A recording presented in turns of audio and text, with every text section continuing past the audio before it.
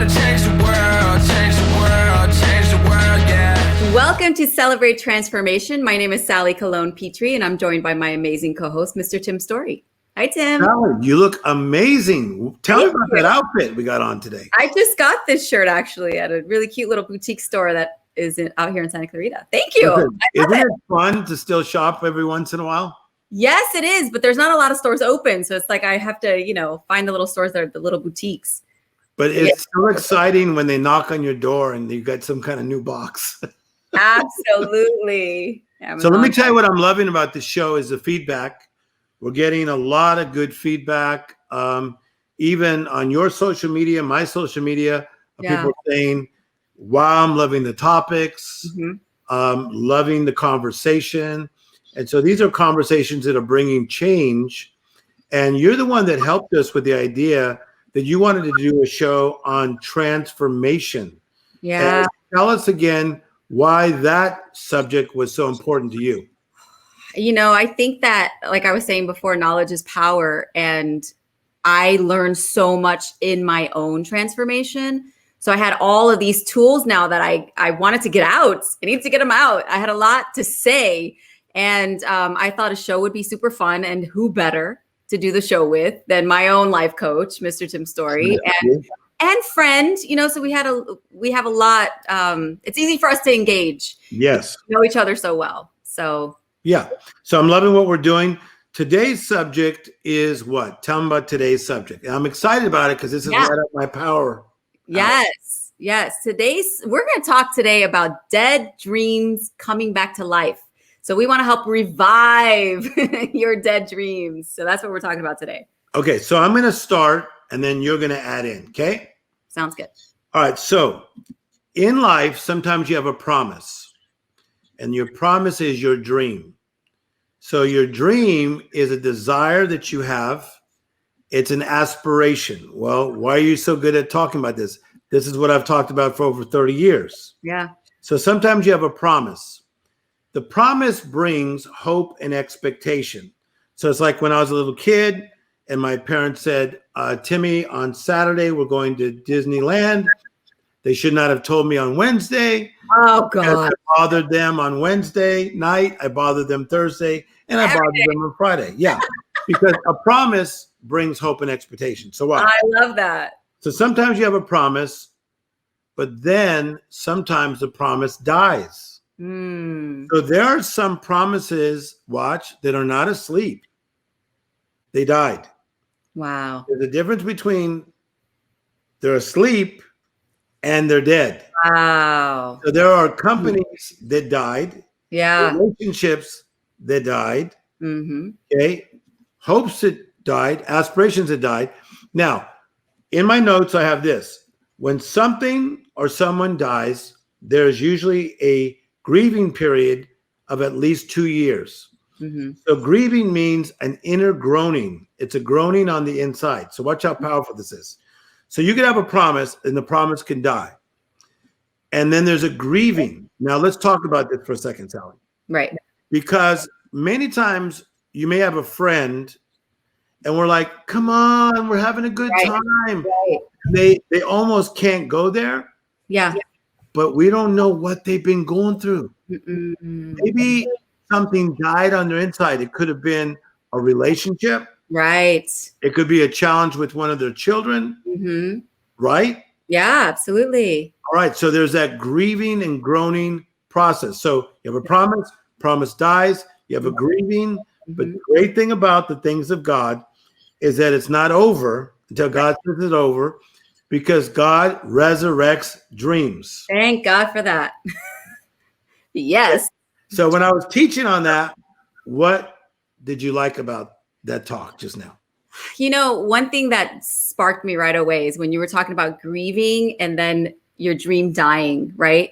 So I was thinking about when we were putting this show together, when my dad passed away. It was sudden. It was hard. The most important person in my life left me. Right. So I was going. And then that knocked me down so far. Yes. That what I was doing came to a stop. I couldn't do it anymore. So for 6 months, my dream, I felt was dying because I was dying inside because I was grieving my dad.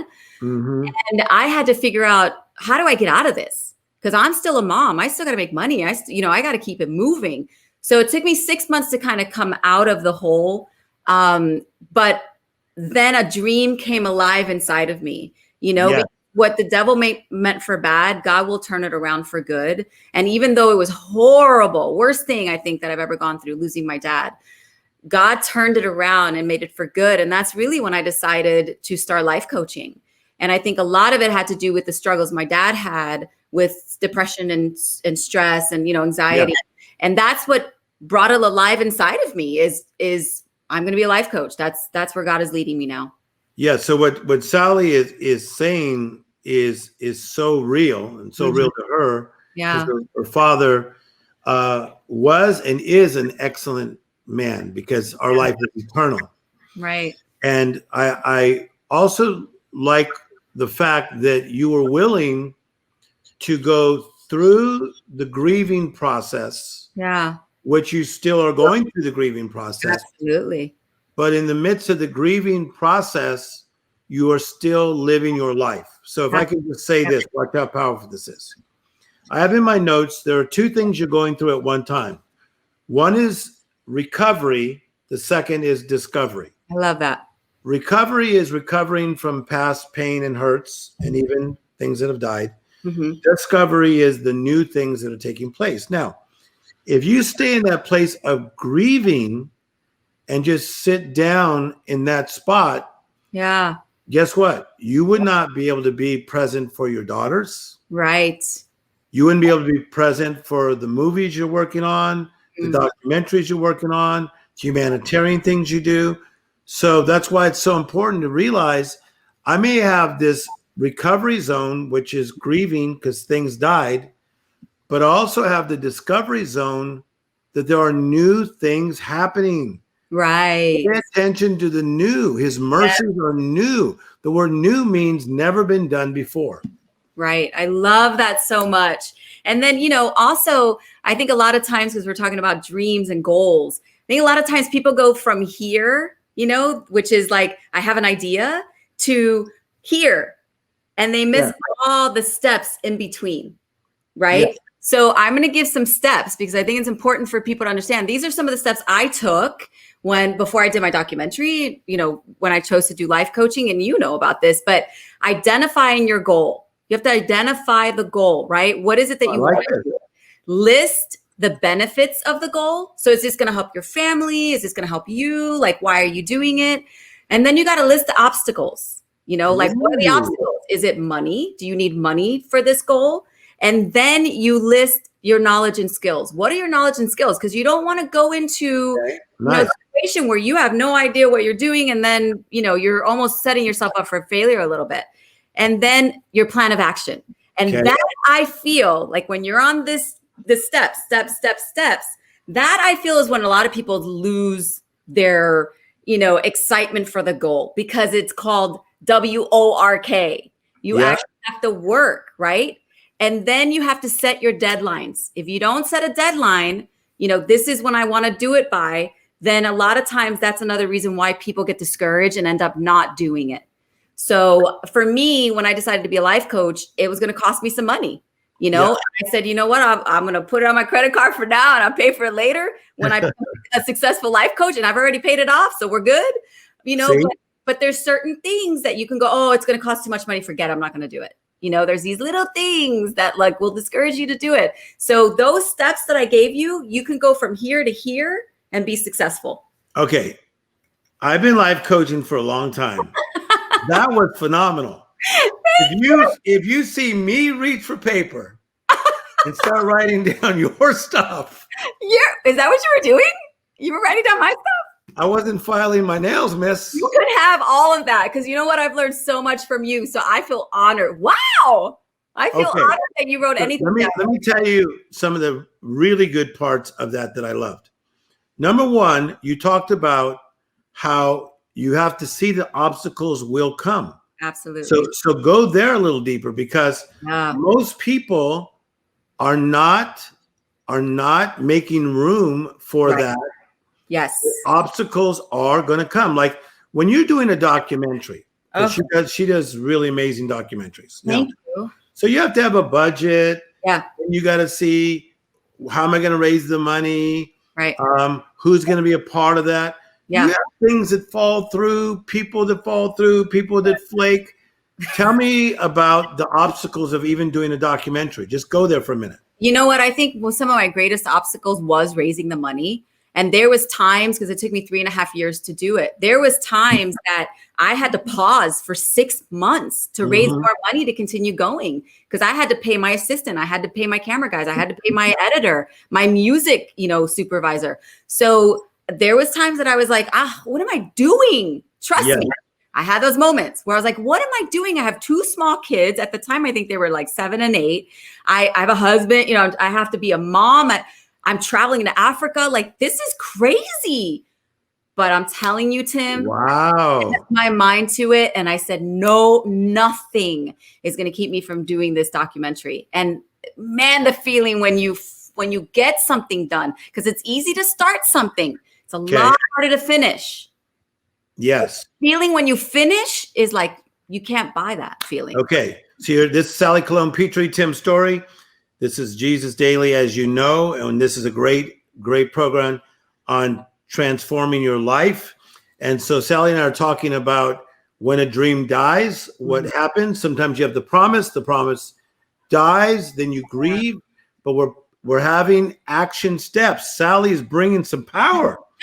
And you also said you have to have knowledge and skills. Yeah. And I think that sometimes people try to rest on the old knowledge and the old skills that they had from way back then to deal with today. Right. Okay?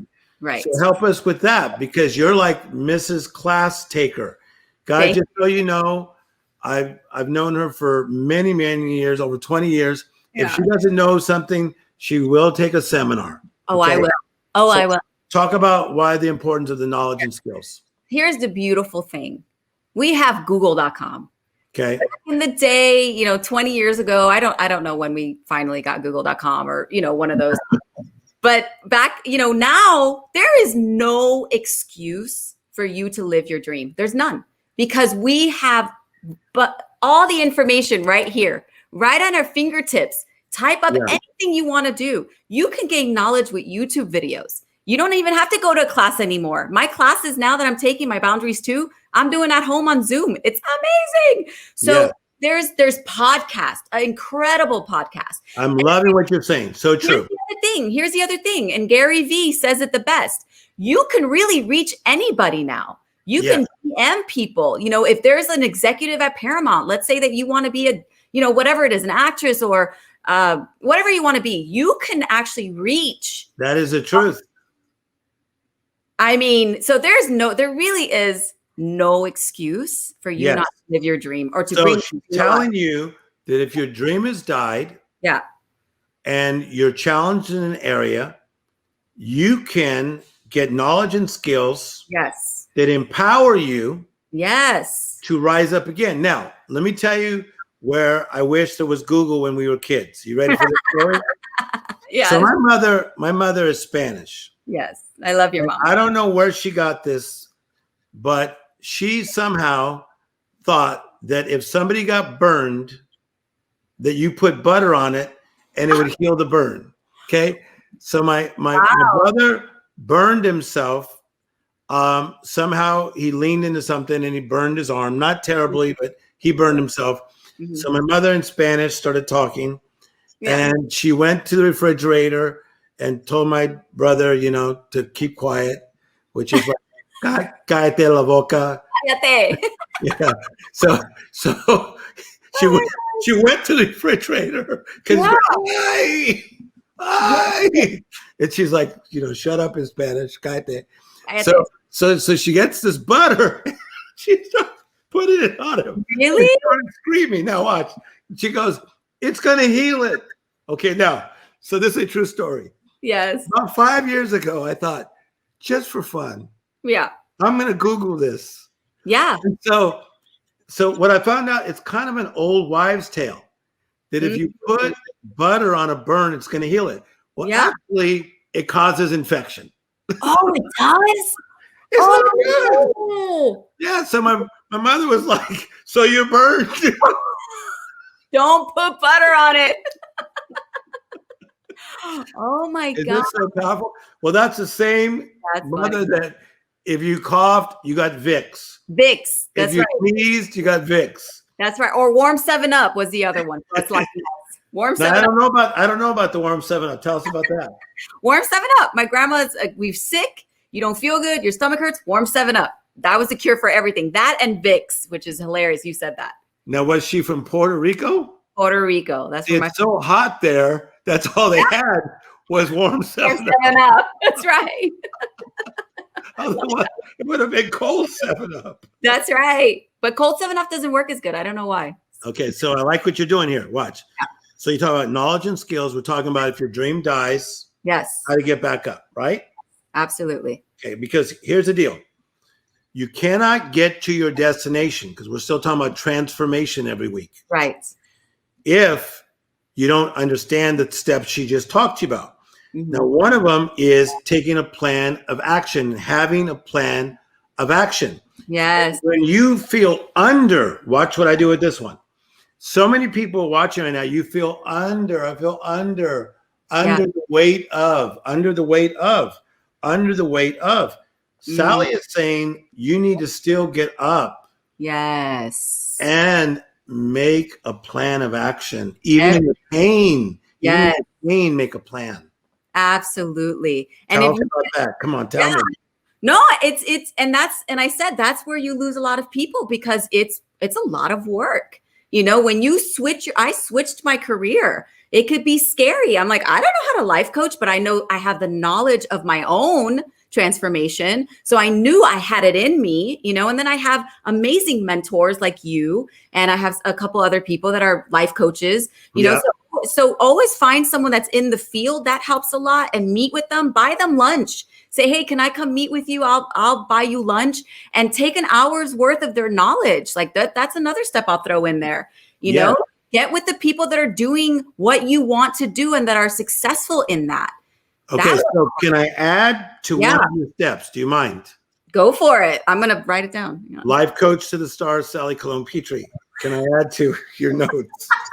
She's talking about making a plan of action. So I'm going to add a little bit to her notes. When you're making a plan of action, don't forget this. Your steps are ordered by the Lord. Yes.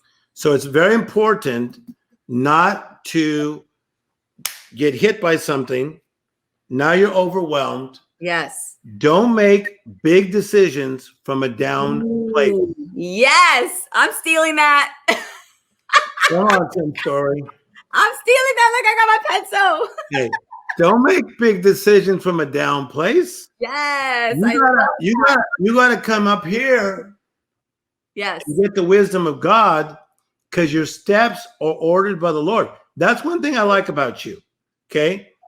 You may run around all cute and people see you all over the place doing all kinds of things, but I see your videos when you're at church and you're worshiping God. Absolutely. And I mean that with all my heart. Absolutely. Because when you get in his presence, okay, everything that God is comes closer to you. As you draw near to God, he draws near to you.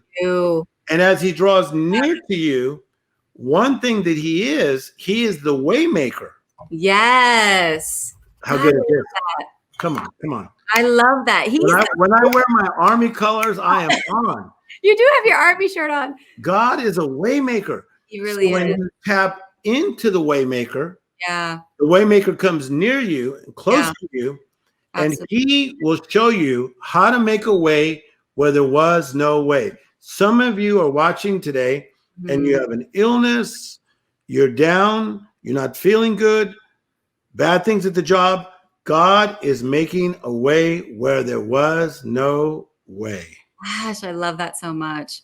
And he's our source. He really is our source. I think staying connected to a source is also going to motivate you to get out there and do what you love to do. I love what you said, he is our way maker. And you're right. I love the worship and I love what it does for me. And there is one thing that my daughter told me about, because I don't know about you, a lot of my thoughts and ideas and goals come to me, if I'm walking or a lot of it comes to me in the shower.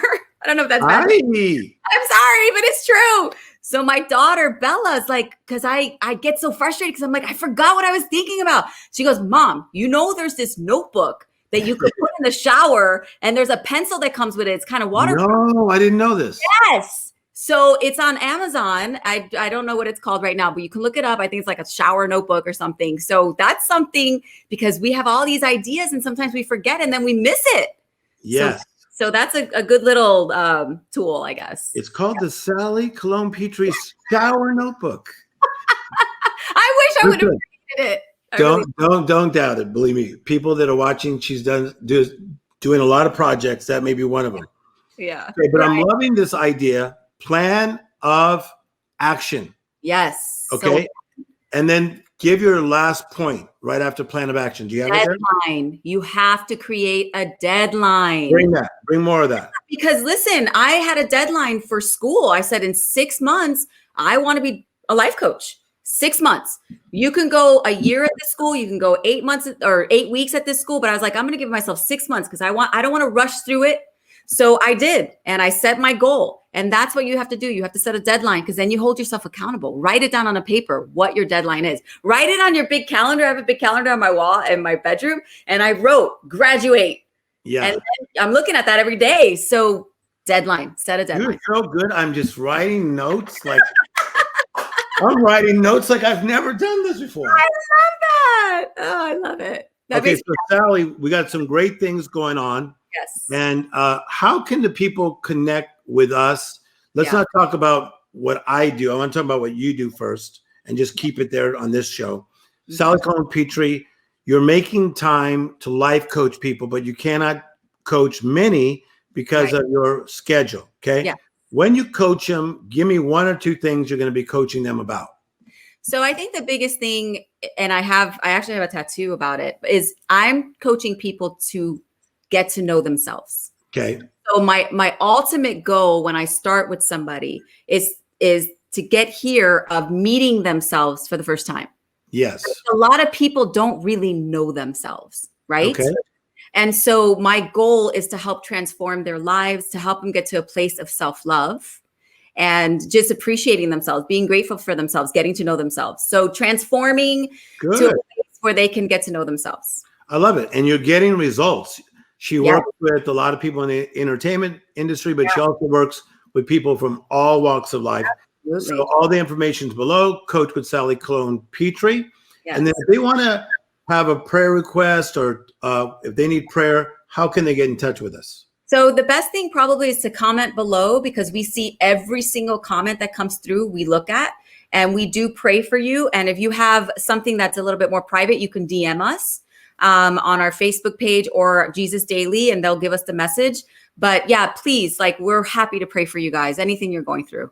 Yes, we just want to challenge you to just rise up if difficult things have hit you. Okay. A God idea comeback is going to come your way.